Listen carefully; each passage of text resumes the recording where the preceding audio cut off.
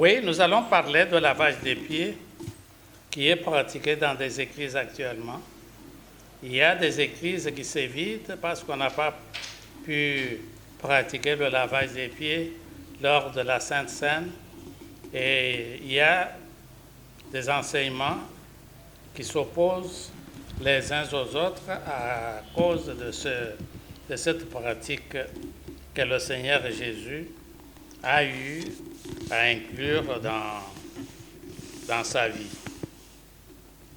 Peuple de Dieu, il est à noter que Jacques chapitre 3 dans la Bible, ce passage nous dit qu'il ne faut pas qu'il y ait beaucoup d'enseignants parmi nous parce que nous serons sévèrement jugés.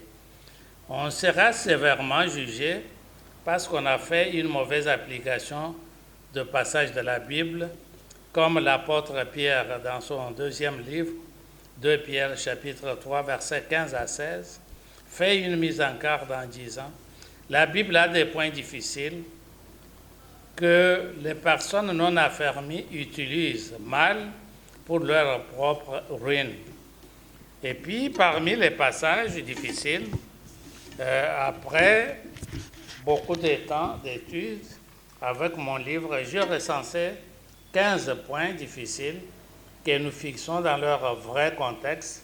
Et parmi ces points, il y a le lavage des pieds. La pratique de lavage des pieds se retrouve dans la Bible à partir de la Genèse. Dans la Genèse, bien sûr, Abraham apporta l'eau du lavage des pieds aux visiteurs inconnus qui, par la suite, furent reconnus comme l'ange de l'Éternel accompagné de 2 anges. Nous voyons cela dans la Genèse chapitre 18, du 1er au 33e verset.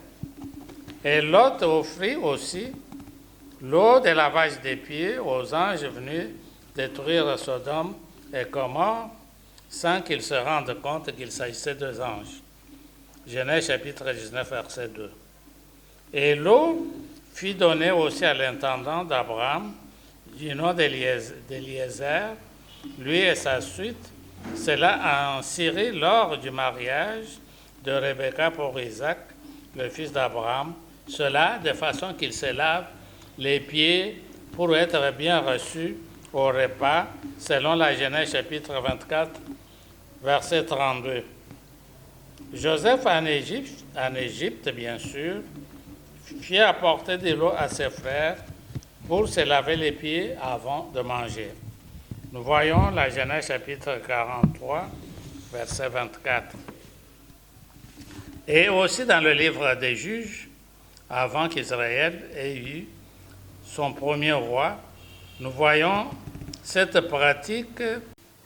Donc, du temps du Seigneur Jésus, une fois invité chez Simon le lépreux, le Seigneur Jésus reprocha à ce dernier d'avoir manqué la sympathie à son égard pour n'avoir pas apporté de l'eau du lavage des pieds.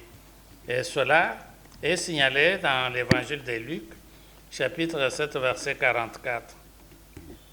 Et au moment du repas pascal, c'est ce qu'on nous dit ici, le Seigneur Jésus avait nettoyé les pieds de ses disciples, cela pour accomplir les prophéties de l'Ancien Testament, où il était déclaré comme un esclave, comme quelqu'un qui a fait le travail des esclaves et des gens de basse classe et non pas comme un roi à sa première venue.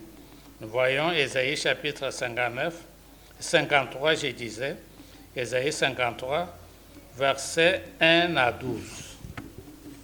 Ainsi, pour accomplir ces promesses, ces prophéties, le Seigneur Jésus n'a pas eu à donner de l'eau à ses disciples pour qu'eux-mêmes se lavent les pieds, mais lui les a lavés.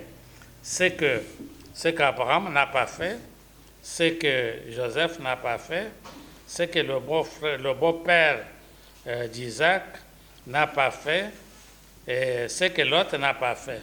Mais le Seigneur l'a fait comme le dernier des serviteurs. Et maintenant, nous avons dans l'Église primitive, le Seigneur Jésus a dit qu'on imite ce qu'il a fait.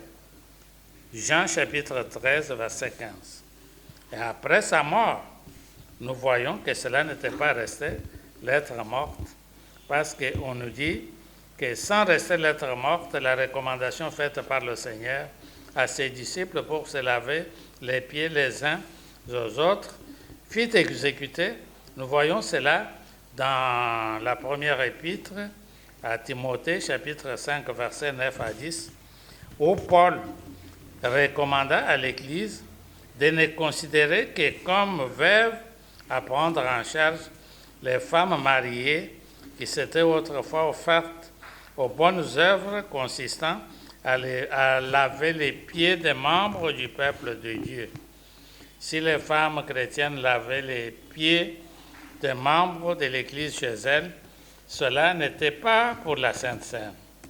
Parce que Paul, qui a parlé de la Sainte Seine selon la révélation qu'il a eue du Seigneur Jésus, en parle dans 1er épître aux Corinthiens, chapitre 11, versets 23 à 31. Et là, Paul ne parle jamais de lavage des pieds comme recommandation. Il ne parle pas de ça. Et quand le Seigneur Jésus avait dit qu'on imite sa façon de vivre comme maître, il l'avait déjà dit dans l'évangile de Luc, chapitre 22, versets 23 à 27, où il a dit que celui qui veut être grand, qu'il devienne petit et qu'il serve les autres. Donc, pour le moment, cette pratique de lavage des pieds n'est pas utile parce que moi, quand j'ai mes souliers, à ce temps-là, les gens marchaient pieds nus, parfois à sandales de bois, et dans une contrée de poussière. Il était bien aisé qu'on se lave les pieds dès qu'on est chez quelqu'un, au lieu d'être là avec ses tuniques et pieds sales et puis causer. Mais nous avons des souliers. Souliers avec chaussettes. Pourquoi ne pas demander à quelqu'un qui vient avec ses chaussettes d'enlever pour qu'on le lave le pied? On ne le fait pas. Donc, quand on donne la Sainte Seine, il faut être comme le Seigneur humble. Et c'est ce qu'on nous donne. On va prier. Seigneur Dieu Tout-Puissant, laisse que ce passage qui a toujours divisé tes enfants pour une mauvaise pratique effectuée de ce texte biblique reçoive un enseignement pour savoir que seule l'humilité nous conduit à de bonnes choses. Nous demandons tout ceci au nom du Seigneur Jésus. Amen.